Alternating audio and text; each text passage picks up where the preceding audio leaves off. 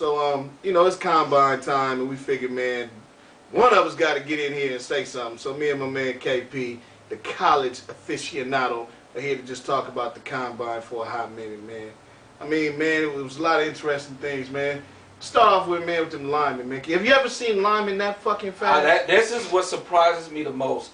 This, to me, I feel is going to be a interior lineman draft. And now, for people that don't know, an interior lineman draft is consistent guard play, smart, intelligent centers, and great and solid tackles. I'm telling you, you're going to have an excellent draft with these. As a matter of fact, I'm predicting that out of these first 32 picks, we're going to have at least 12 offensive linemen taken. That's my prediction.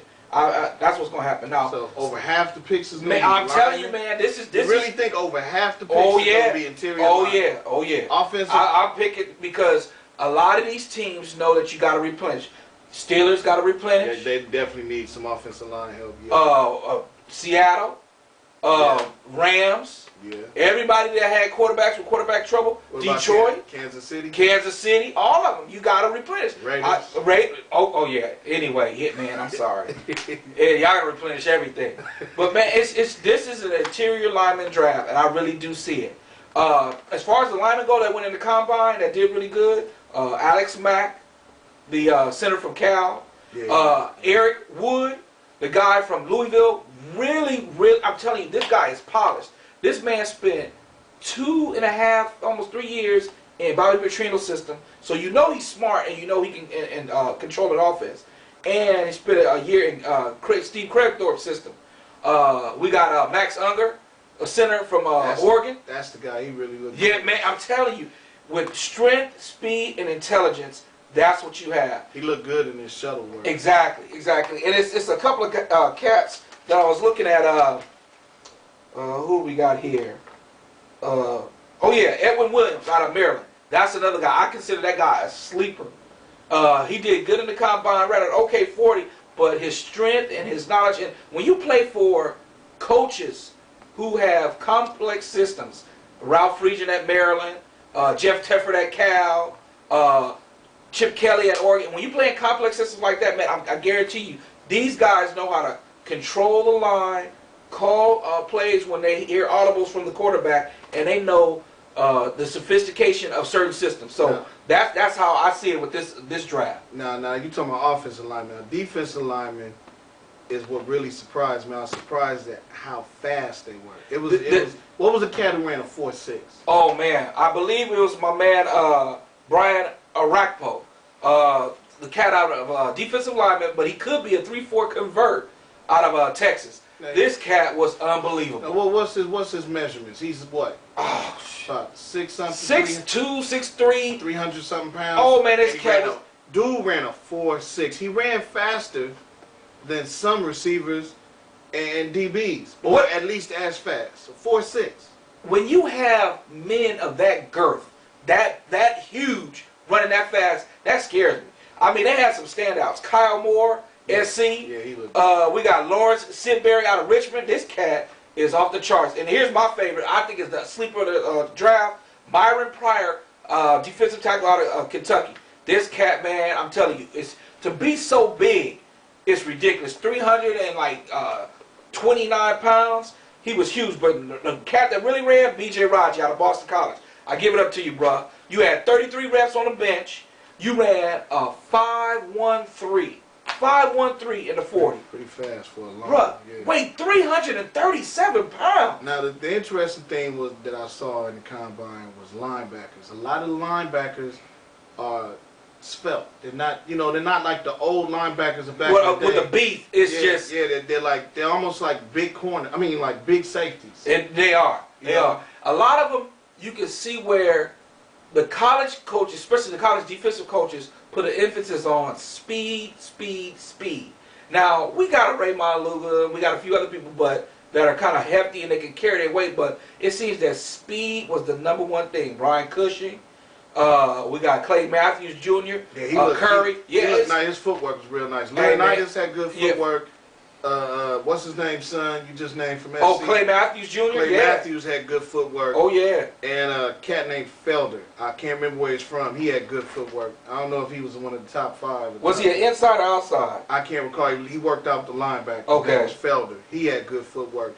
Surprisingly, on the drills, they ran the drill. I don't know if you saw it, but they ran the drill where they backpedaled. They broke on the ball. And cut, yeah. Cut toward the sidelines. Yeah. A lot of them didn't have too much. The footwork didn't look as crisp, and they were all dropping the picks on the curl out the flat. Because that's the drill. I remember they were talking about that. That is the drill. They tell them that's the wheel route that you will see a Reggie Bush run, or you'll see one of these running backs coming out of the backfield run. Right. That's why you got to learn how to cover that route. Yeah, curl out the flat. Exactly. Yeah. And that's what they were trying to put emphasis on, that to see who can run it good.